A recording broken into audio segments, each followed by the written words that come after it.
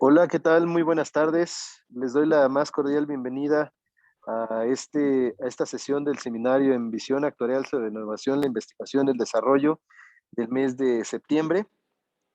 Los saluda su servidor Daniel López y trabajo en la Universidad de Anáhuac, México. Y bueno, pues hoy tenemos como invitada a una expositora muy especial. Se trata de la doctora Isabel Castro. Isa es matemática por la Universidad Autónoma del Estado de Morelos. También tiene una maestría en matemáticas por parte del Centro de Investigaciones Matemáticas en Guanajuato.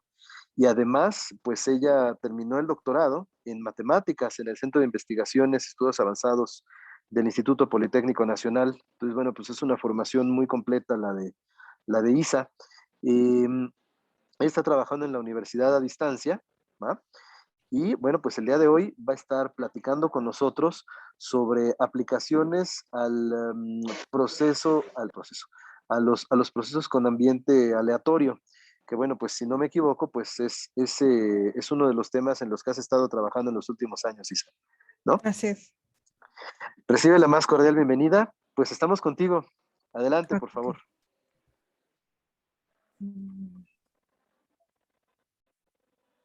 Listo. Bueno, esta plática va a ser un poco continuación de la plática que dio la vez pasada el doctor Carlos Pacheco. Entonces vamos a recordar un poco algunos conceptos y vamos a dar el planteamiento de nuestro modelo. Entonces, vamos a trabajar con la premisa de que a la hora de modelar existe un ambiente aleatorio detrás de los precios de cualquier activo, ¿no? No hay ninguno en particular. Y bueno, por la naturaleza del mercado lo vamos a asumir. Quizás es algo que no podemos ver, que está ese ambiente detrás de esos precios, pero lo vamos a suponer por la naturaleza del mercado. Eh, y bueno, el modelo con el que trabajamos más, oh, en mi compu, déjenme ver que avance. Ah, listo. El modelo más práctico para ese tipo de estudio son el modelo Cox-Rubinstein, que trabaja sobre, lo vamos a aplicar sobre una opción de compra, cuyo subyacente tiene el siguiente modelo de precios. Inicia con un precio al tiempo cero, ese cero, y al siguiente tiempo sube con un factor multiplicativo U o baja con un factor D. Entonces, en cada nodo va a ir haciendo esto en cada paso de tiempo. Entonces, sube con una probabilidad. Aquí sube con una probabilidad P1 y baja con una probabilidad 1 sobre P1 o cualquier probabilidad, ¿no? Esas probabilidades son subjetivas en el sentido de que son probabilidades que dan los inversionistas.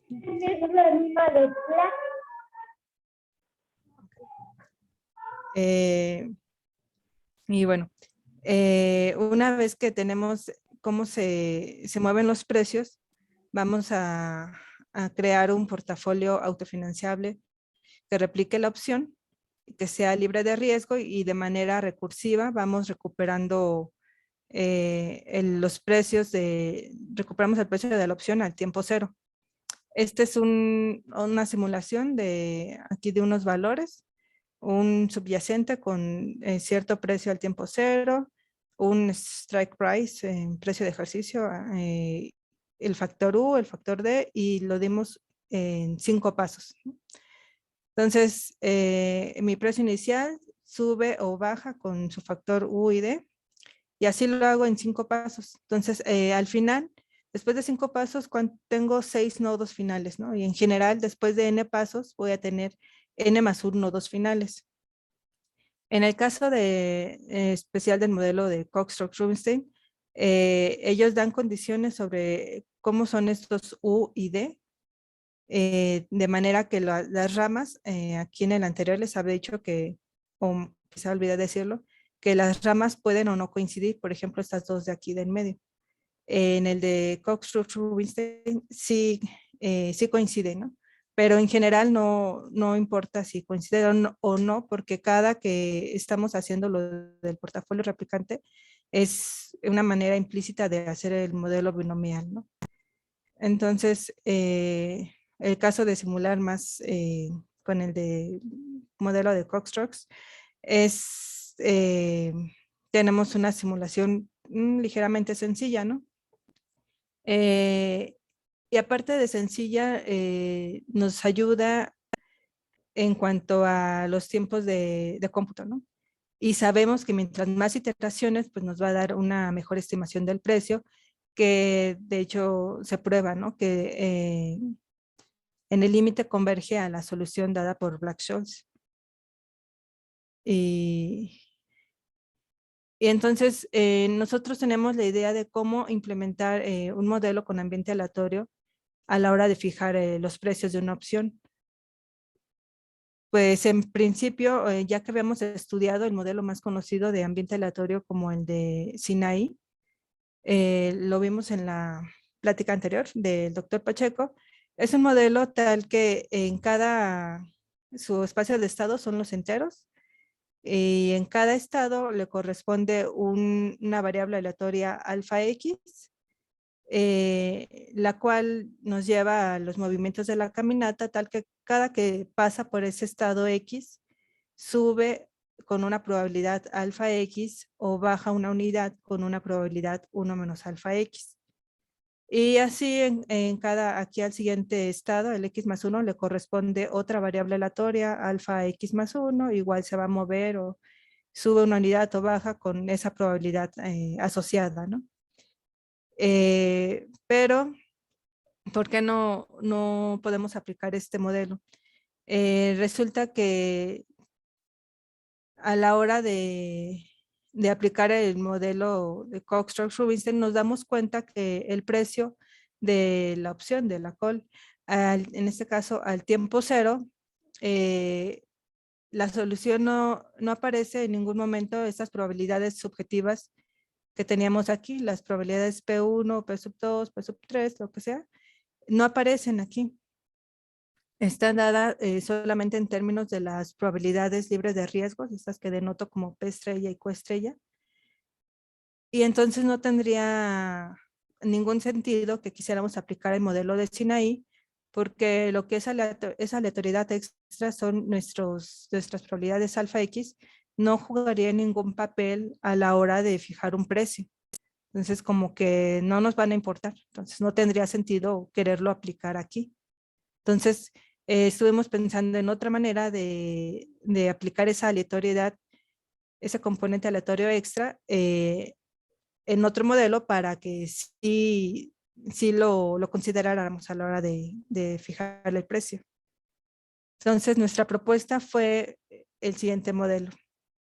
Nuestro espacio de estados son múltiplos de los enteros y nuestro ambiente aleatorio, los alfa X, ya no van a ser probabilidades, sino van a ser, se va a computar como un delta o menos delta con cierta probabilidad, una probabilidad dada, ¿no? Y la caminata lo que va a hacer es, le vamos a sumar el alfa X o a restar beta veces el alfa X. Esto de sumar o restar depende de cuánto valga el alfa X. El caso con el que estuve trabajando en las simulaciones fue beta igual a 2, porque con eso basta para ver que la aleatoriedad está en el tamaño del salto. Si el beta vale 2, el modelo lo que hace es, dependiendo del alfa X, si el valor es delta, lo que hace es sube una unidad delta o baja 2 unidades delta. Y si el ambiente fuera en menos delta, lo que hace es el X baja una unidad delta o sube 2 unidades delta. Entonces, nos bastaba un beta igual a 2 para que se viera ese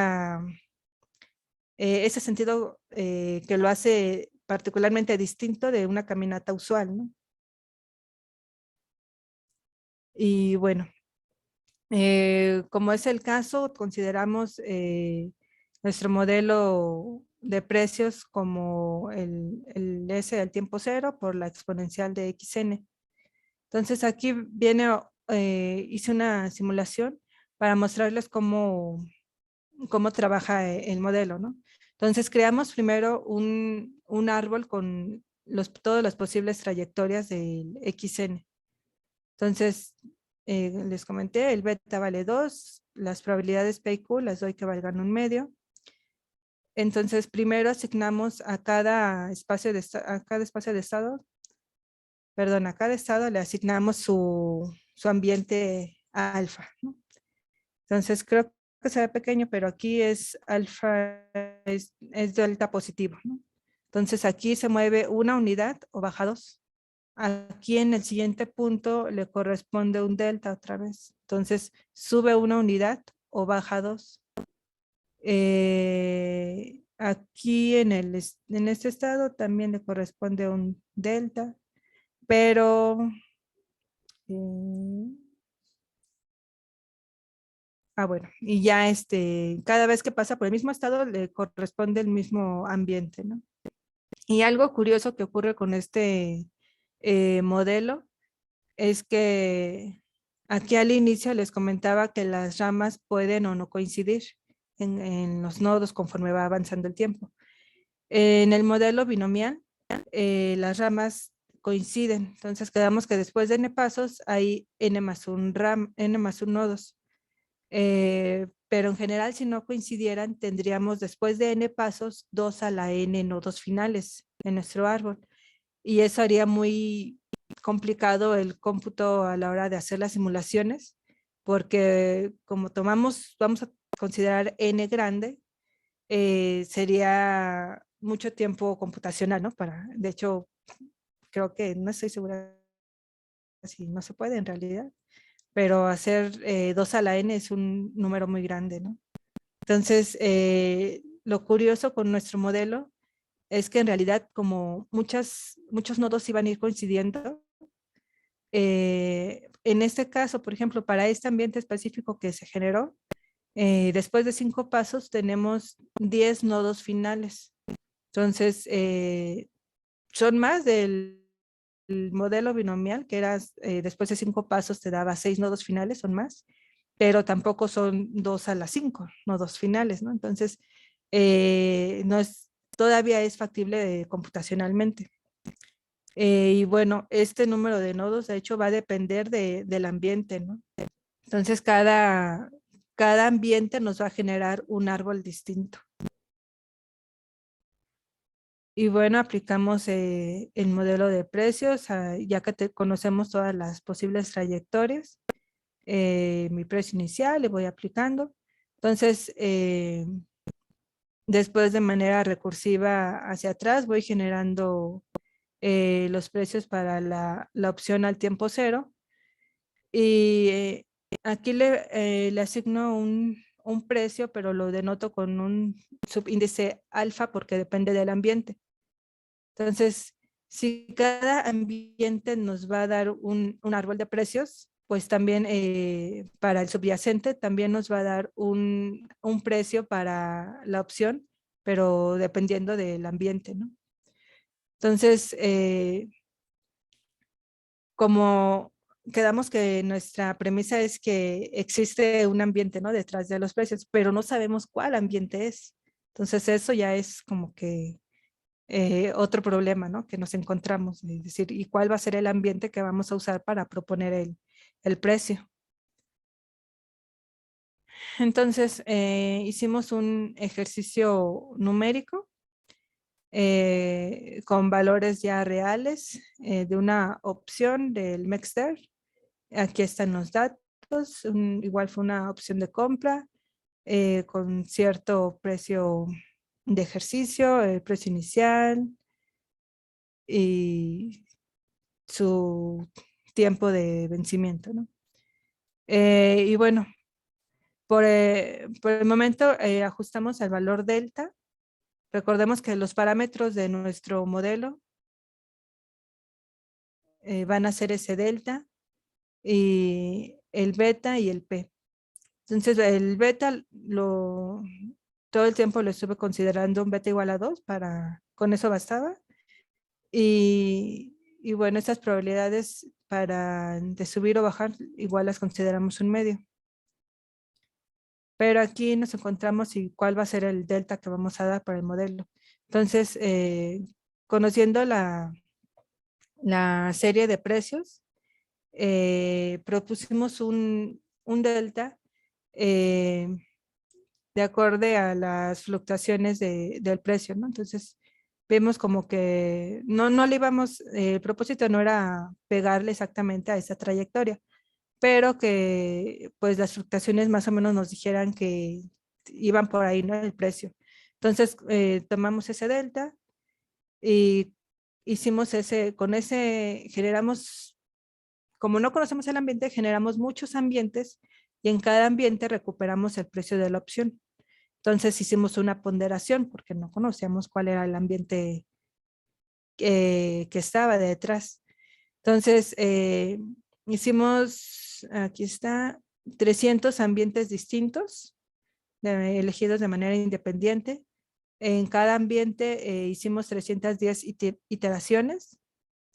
Y bueno, estos son los resultados que obtuvimos. El precio del mercado era de 115 y nosotros propusimos con un intervalo de confianza para proponer que ese iba a ser nuestro valor teórico para aproximar a un precio anil. Así lo llamamos porque en las caminatas de Sinaí se utiliza una medida quench, que es dado que se conoce el ambiente y cuando no se conoce y se hace una ponderación sobre todos los ambientes, se le llama medida anil. Entonces, por eso ahí la referencia de nosotros llamarlo que iba a ser un precio anil. Eh, y bueno, esa fue nuestra propuesta para el precio de la opción que va a ser estar en este intervalo. Eh, Coincidió que el precio del mercado estaba aquí, pero pues eso solamente era un referente, ¿no? No era, eh, podía o no coincidir ahí, ¿no? Y, ok. Entonces lo interesante era, ok, tomamos, como dijimos, una ponderación sobre todos los ambientes. Y claramente iba a ser un número finito de ambientes, ¿no? Porque a la hora de programar no podíamos tomarnos todos los ambientes, ¿no? Pero pensamos en de qué otra manera podríamos todavía obtener más información. Resulta que si tenemos, esta es una trayectoria con nuestro modelo, ¿no? Una caminata con nuestro modelo y consideramos el tiempo local. El tiempo local es contar cuántas veces pasa por cada estado nuestra trayectoria en una ventana de tiempo finito. Entonces, cada vez que pasa aquí por delta, cuento, ¿no? Entonces, cada estado va teniendo cuántas veces pasó por ahí. Esta es su gráfica del tiempo local asociado a esta trayectoria, donde se ve que pasa mucho tiempo aquí alrededor de, o más, como de -3, perdón, del 13 más o menos, y aquí como alrededor del -5. Aquí está el tiempo local y coincide, ¿no? Con lo que se observa en esta trayectoria. Acumula mucho tiempo en estos puntos, ¿no? Entonces, eso nos hizo pensar en que quizá podía ocurrir algún fenómeno como en el de las trayectorias de Sinaí, de que tuviéramos una función, en el caso de la caminata de Sinaí se le llama una función potencial, que nos diera información de que en sus mínimos sabemos que la caminata va a pasar mucho tiempo ahí, porque sus recorridos va brincando de mínimos en mínimos, buscando los mínimos más profundos, ¿no? Si un mínimo es más profundo que otro, va a pasar más tiempo en el que es más profundo. Entonces, al ver este comportamiento, pues uno como que tenía la idea de que a lo mejor se podía obtener también un potencial que nos diera esa información. Y fue cuando propusimos esta función W. Entonces, en el caso de la de Sinaí, es una función con logaritmos del cociente de las probabilidades, porque el ambiente son probabilidades. Aquí en este caso, coincidió que al dar esa función íbamos a tener esa información con nuestras trayectorias, que como vemos pareciera una función más sencilla quizás, pero pues en matemáticas lo importante no es si es muy difícil o muy fácil, sino la información que te da, ¿no? Entonces, con esta función fue que vimos que sí podíamos tener esa información de en dónde iba a pasar más tiempo la trayectoria. Y sí refleja que alrededor del 13 hay un mínimo en esta función y alrededor del -5, ¿no? También tiene mínimos. Entonces, es por ello que la caminata comienza en 0, va a sentirse atraída por el estado -5, pero como este es un mínimo más profundo, al final va a pasar más tiempo aquí alrededor del 13. Entonces, si tenemos esta información del W', en realidad es de cierta manera, de una manera implícita, es tener información de cómo son los alfas, ¿no? Cómo es el ambiente. Y bueno, el problema era que aquí yo pude encontrar esa función W', porque para hacer mis simulaciones de mis trayectorias, yo genero primero el ambiente y ya después dejo correr la trayectoria. Entonces conozco quiénes son estos alfas y puedo construir esa función W. Pero en la vida real no conocemos el ambiente. Entonces volvemos a lo mismo. Solamente tengo mi trayectoria de precios, pero no sé quiénes son los alfas para construir esa función W, ¿no? Porque ya tendríamos esa información del ambiente. Entonces, de un resultado eh, que propone Andreoletti, un francés, encontramos que él da ciertas condiciones para que en la trayectoria, en las caminatas de Sinaí, poder recuperar el potencial, y lo hace a través de esta aproximación.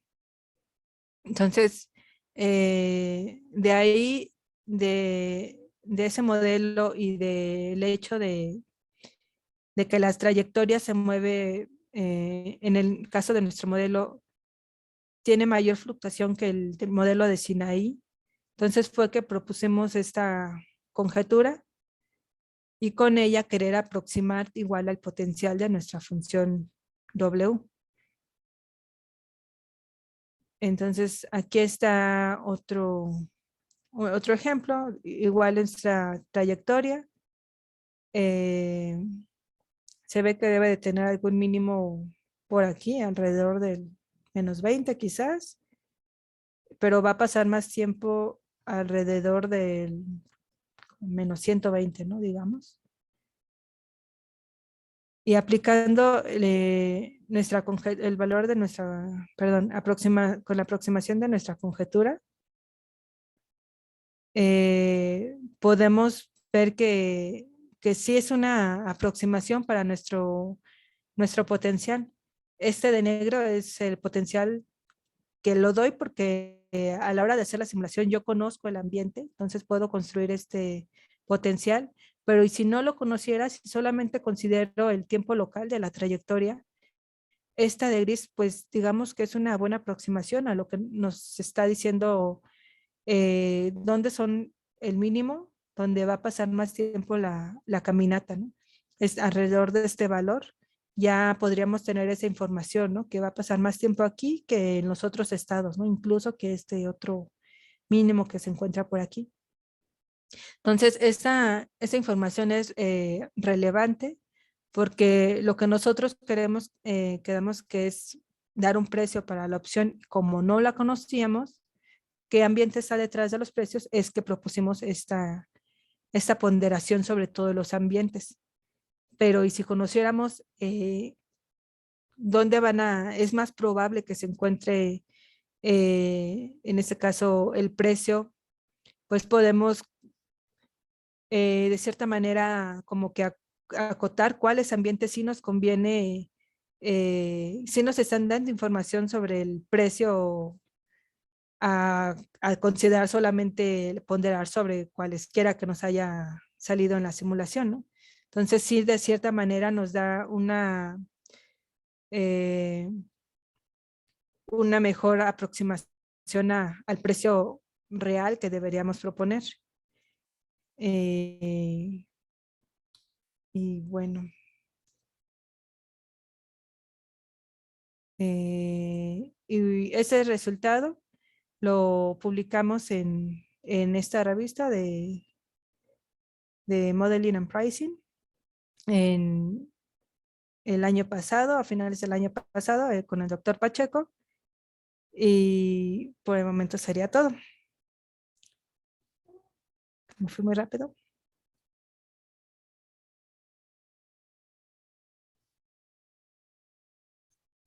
Muchas gracias. Vamos a ver. Entonces, tenemos aquí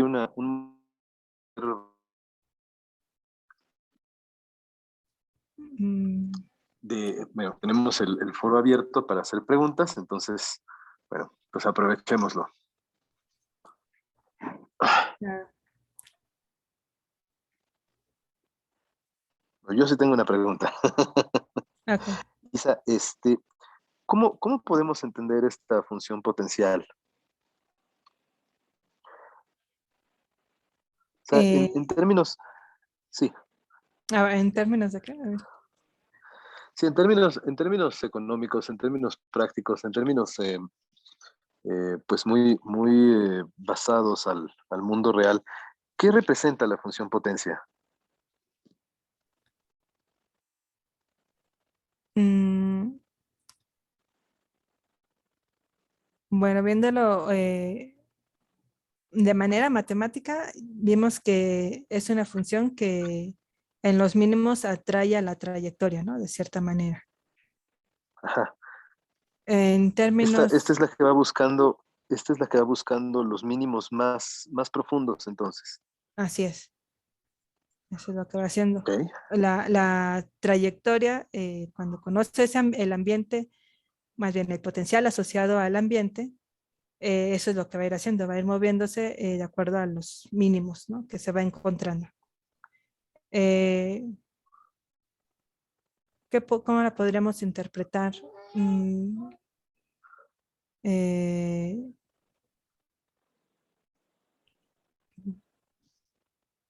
no sé, quizás,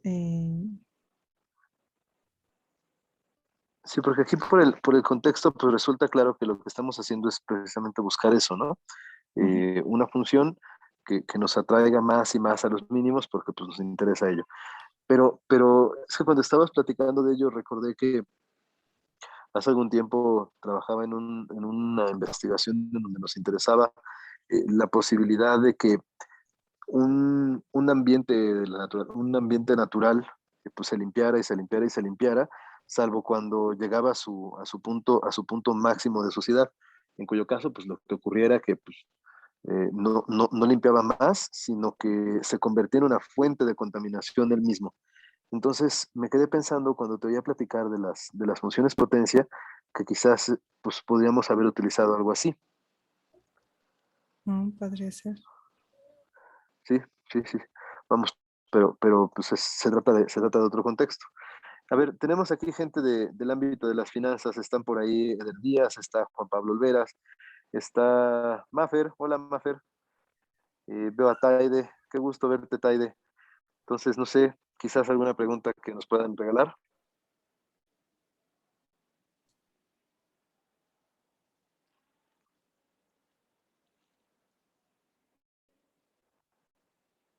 De hecho, también Ok, lo que platicaba con el doctor Pacheco es que podría ocurrir también que no, o sea, toda una ventana de tiempo no suponer que es el mismo ambiente que va a estar eh, determinando, que va a estar ahí en esos precios todo el tiempo, ¿no? Toda nuestra ventana de tiempo. Quizás en una ventana más pequeña es que está trabajando ese ambiente, pero después ya se empieza a ver como que cambia, conforme avanza el tiempo ya sea otro ambiente, ¿no? Entonces,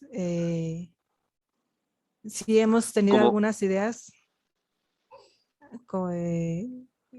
que podría estar ocurriendo eso con los precios, quizás. entonces esto podría ser como, por ejemplo, un switch, un modo múltiple entre Eh, funciones potencia, me refiero. podría ser.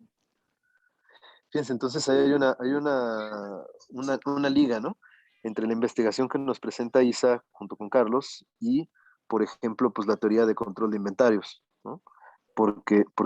O los modelos multiplanta que hacen los ingenieros, porque, bueno, pues podemos utilizar el mismo modelito, ¿no? Podría ser. Pues está muy padre, está muy interesante. Muchísimas gracias, Isa. Ok.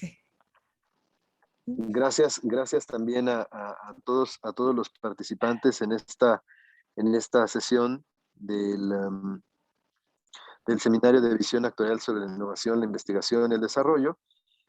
Vamos a cerrar nuestra reunión del día de hoy.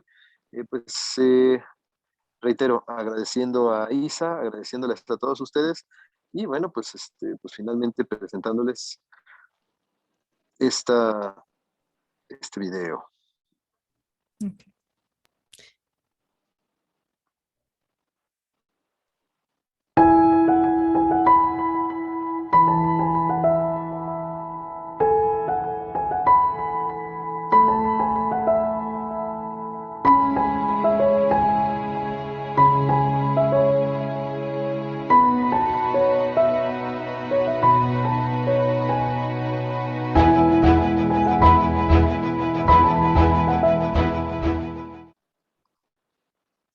Gracias. Hasta luego. Hasta Qué luego, padre, gracias. gracias. Gracias a todos. Hasta la próxima. Hasta Próximo. luego.